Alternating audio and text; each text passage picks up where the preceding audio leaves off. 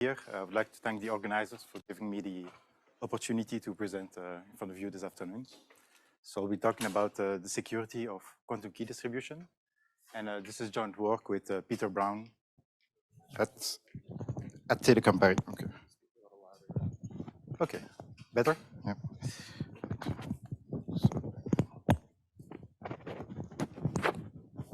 Okay, I hope this is better, right? Yeah, okay. Okay, so my result I will be presenting is a new security proof method that kind of achieves two features at the same time.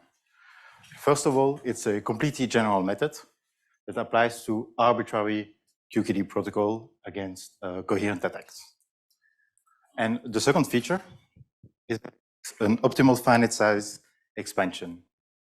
So to understand what it means, we have these typical graphs we see in theory papers, where we have the key rate as a function of the block size, the number of exchange messages between Alice and Bob. And we know that in the asymptotic limit, we achieve the David-Winter key rate. But when we have only a finite number of signals exchange, we have to account for different sources of fluctuations, which increase the key rate. They are called finite size effects. Of course, in practical applications, you want to have as much key rate as possible for a given block size. But also, maybe more interestingly, you want to have the smallest possible block size from which you get a non-zero key rate. This is important for applications. For example, to reduce the computational cost of post-processing, which is important for real-time QKD, as well as for some applications such as maybe satellite QKD or QKD in a network where you would want to have small block sizes. So to understand why we want a proof method that is completely general, we have to take a step back and go to maybe the history of our field. So here I have a line representing all possible protocols, QKD protocols we can have. On the left, we have the well-known, very structured protocols, such as qubit BB84, Gaussian CVQKD, that have a lot of structure.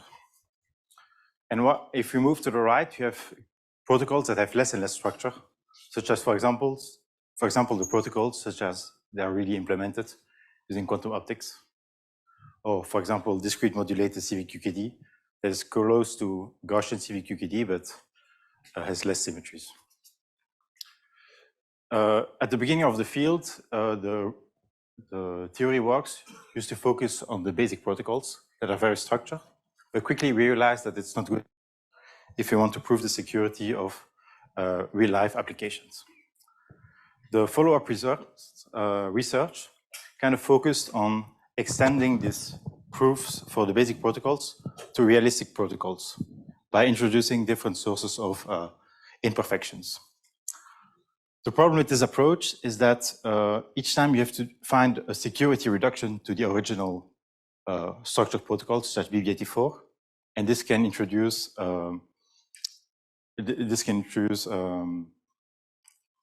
losses in key rate if the reduction is not perfect. So giving suboptimal key rates. And yeah. So luckily, there's also a third possible approach, or a second one, which I want to call the modern approach. So the idea of the modern approach, which has been around in the field for some time, is to actually take a different philosophy and acknowledge from the start that the protocols that they are implemented don't have this simple structure of the idea of the basic protocols. And so instead, we want to have a security proof method that directly applies to structured-less protocols or generic protocols. So this modern approach, it's usually not called this way, but I want to call it this way, really started with two important works. First of all, the work done by Renato Renners in his PhD thesis that introduced entropic techniques to find key rates for arbitrary protocols with tight asymptotic key rates.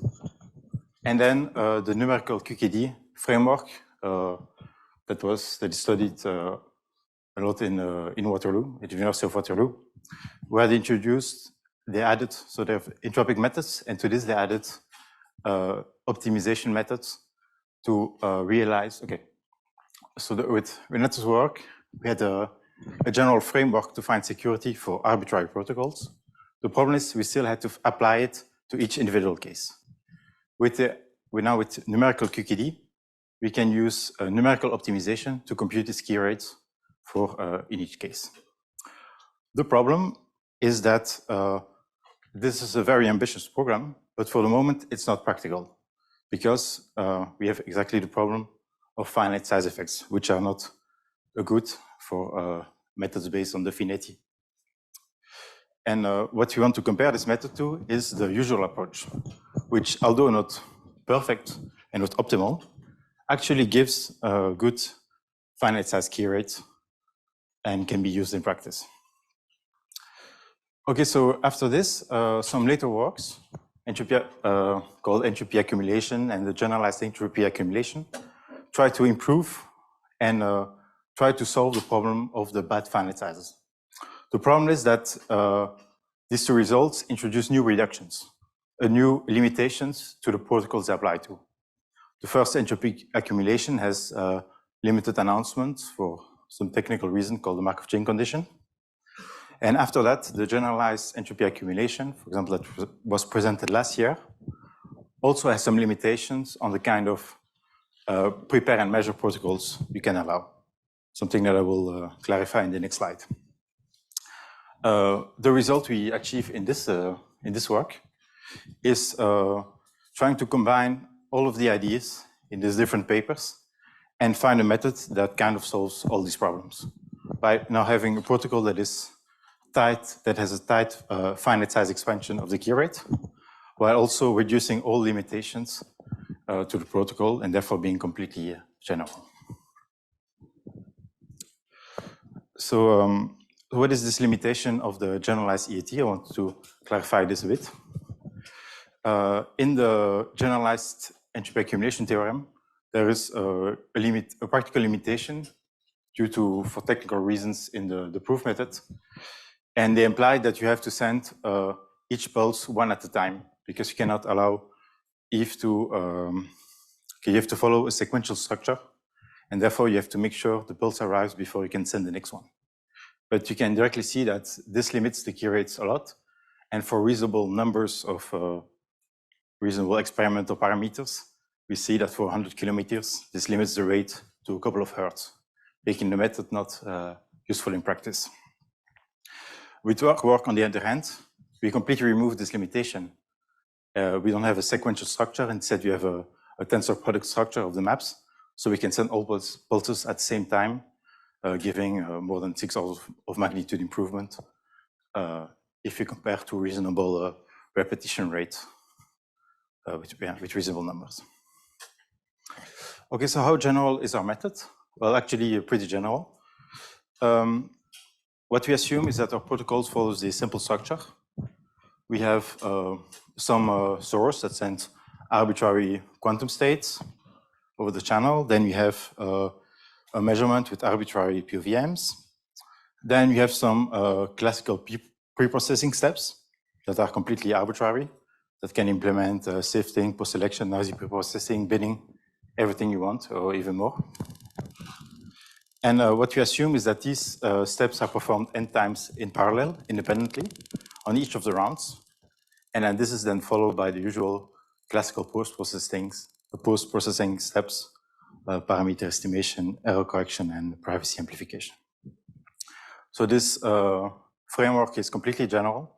It covers all device-dependent protocols that have this round-based structure. So there are actually some protocols in the literature that don't have these individual rounds. So in that case, it's true that our protocol does not apply. And but importantly, everything that is in this box is completely general and can be provided by the user, the one that wants to use our proof method.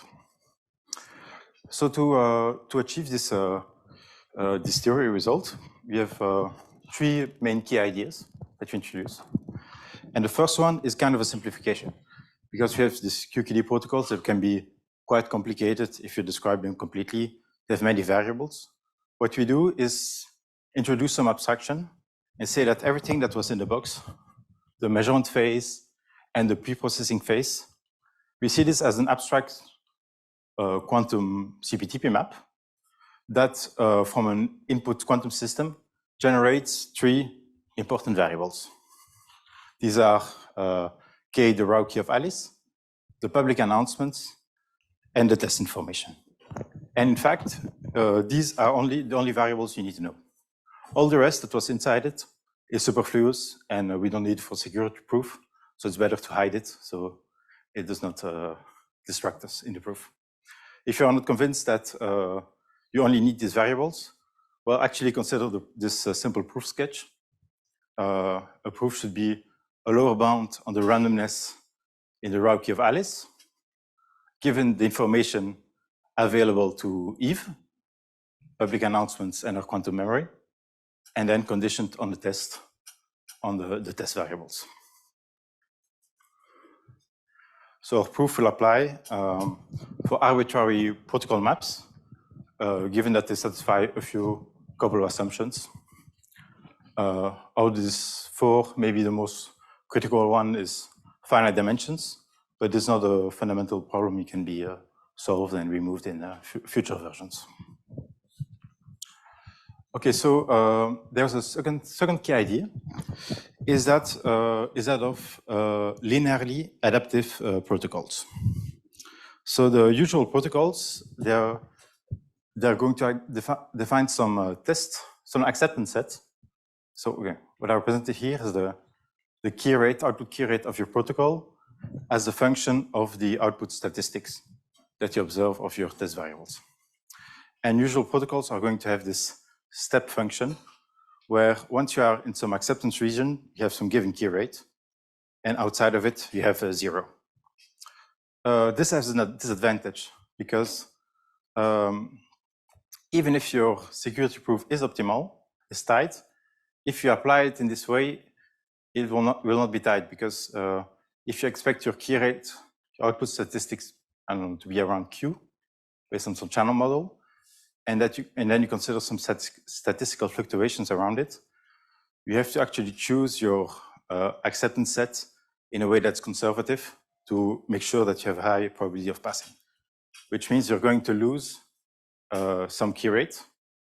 And by how much? Actually, by a factor 1 over square root of n, which is exactly the leading finite size correction that we want to minimize and have tight.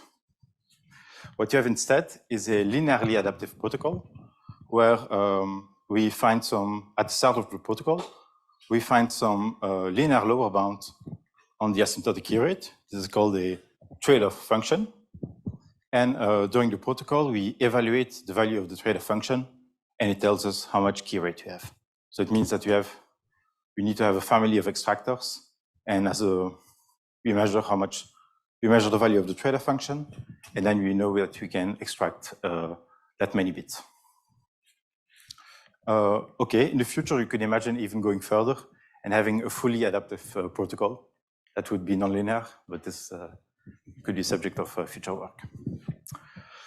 Then the third key idea is a new entropy to control the different sources of fluctuations in the security proof. There are 2 important sources of fluctuation you have to consider. First, fluctuations in the parameter estimation, and fluctuations in the privacy amplification. For example, you have to control if there are certain output strings that have higher probability than the others, and control how frequently they arise. And this can be done with this quantity that is inspired by the framework of probability estimation factors by Yanbao Zhang et al. And that's kind of an equivalent of the entropy accumulation framework, but approached in a different way. And we see that here there are different factors controlling the powers of the min trade-off function f. 5 minutes left, okay. As well as this Renyi factors controlling higher order powers of the quantum states. And actually, there's a small difference when compared to the probability estimation factors, is that we have this upper arrow entropy because we have a maximization over the sigma. Okay. So now once we have all of this, the security proof actually goes on quite simply. We know that we have to find the worst case attack, worst case coherent attack over n rounds. Since we don't want to make assumptions on Eve, we have to allow arbitrary attacks, even attacks that entangle different rounds, that introduce statistical dependencies between different rounds. So this is given by on the left.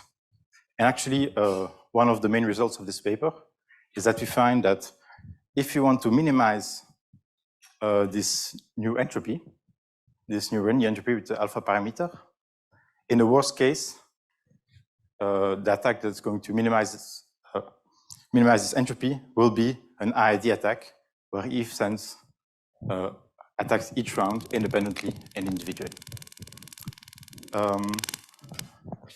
So this, moreover, we find that this result is also true if you consider partial trace constraints on the states, which are useful if you have prepare and measure protocols, and if you want to relate the prepare and measure protocol to an entanglement-based protocol.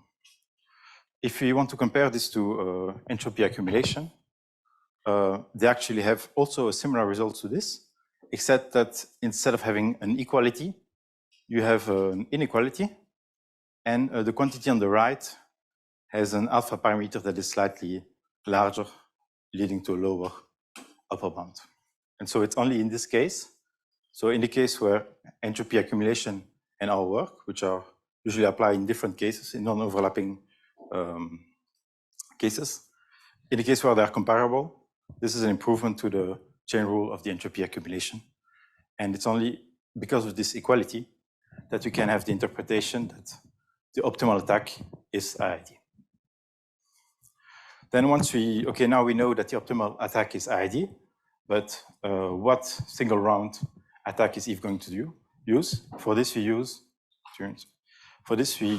the ideas of numerical QKD. So in numerical QKD, the main result is that if you want to compute asymptotic Q rate, basically finding the worst case entropy given some constraints on the observables, you can actually apply a change of variables to make this a convex optimization problem.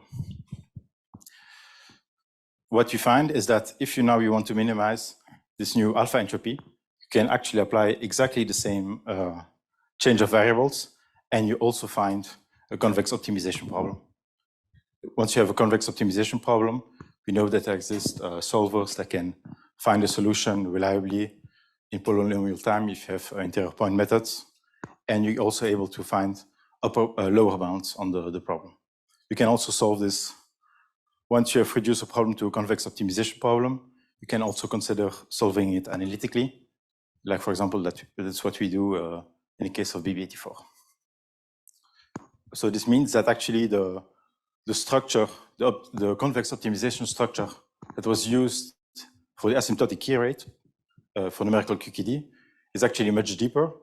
It's a structure that was present in the protocol, and that also applies to the finite size case. So if you put everything together, this will be my final slide. What you have is a proof method to find key rates. Find key rates in the finite size case. And for example, here I have an application to BB84, and I also have methods. So in red, we have a lower bound, which is a key rate, and also have results to find upper bounds, showing that you cannot do better than this, and we see that the two are very close. And in the asymptotic limit, they're going to agree up to, in the asymptotic case, and the leading order finite size expansion. So if you compare the two key rates, the key rate and the upper bound, we see that we have the asymptotic key rate, and then you have the leading order correction in 1 over square root of n. And the two terms, they agree. up to dependence in epsilon. There's one difference in epsilon, a different dependence in epsilon. But the main term here, which is related to a variance, related to finite size fluctuations, is the same. So what you have here is an entropy variance, showing how fast the entropy converges, and then a sum with the variance of your min-theta function, controlling fluctuations in parameter estimation. If you want to compare this to EAT again, what they have is a similar term at some point in the proof, but they have a maximum over all possible states, whereas here, this should be evaluated at the optimal asymptotic key rate. So we are at the end of the talk. There are a few opportunities for future work that I would like to consider in the future. First of all, like I mentioned, we would have to generalize this to infinite dimensions to be able to apply it to CVQKD or discrete modulated CVQKD. It would also be interesting to implement these tools in some numerical software. It will probably not be as general as the software, has as many features as software released by the group at University of Waterloo, but I still would like to have all the main ingredients available for everyone to use in some code that I can release. And then in the future, I'm also very interested in the idea of fully adaptive protocols, which would be more flexible, and you could imagine having them adapt to changing experimental conditions. For example, in satellite QKD, where you expect your noise on the channel to depend on the angle from which you see the satellite. And so you could imagine have a completely adaptive protocol that is where the min-theta function is optimized at each instant for the statistics. And voilà, this completes my talk. Thanks a lot for your attention. Thanks, Tom, for the really exciting results. Really great. We have maybe time for one quick question. Yeah, please.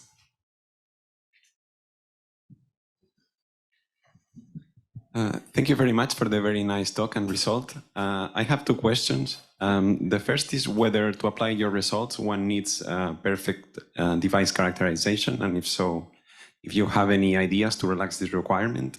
And the second is whether your results are applicable to measurement device independent protocols. Okay, so for the first, I prefer to hold it, so I'm sure people can hear.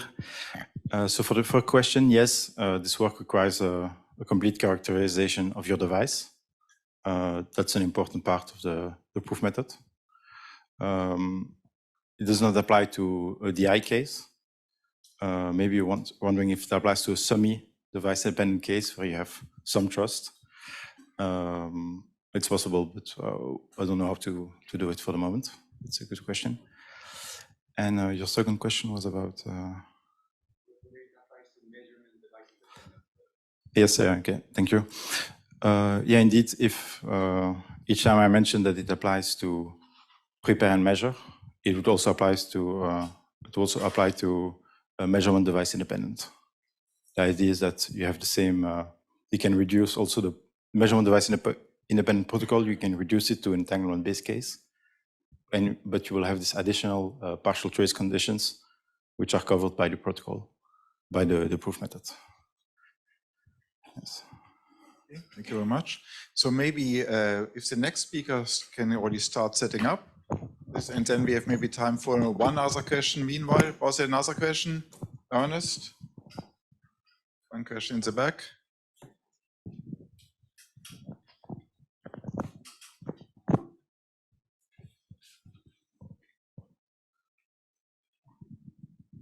Hello.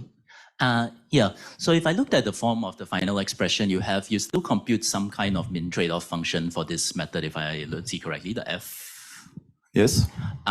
Is it also some kind of affine lower bound on the optimization that you solve? And do you expect there may be some losses in terms of like not being, you know, if it's affine, you don't get complete tightness along the convex curve? Yeah, so to apply this method and to obtain optimal key rates and optimal finite size expansion, you assume that Okay, first of all, you start by solving the asymptotic problem. Then the dual problem is going to give you an optimal mean trade-off function for those statistics that you expect. And after that, you compute the these new entropies, the alpha, the range entropies with the F term that you minimize, and then that's how you obtain the finite size key rates.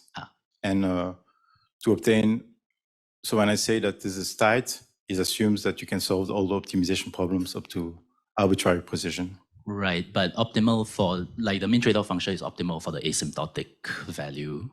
Yes. Okay. Okay, we'll discuss more later. Thanks. Yeah. Okay, great. Then thank you very much again, Tom. Thanks. Thank you.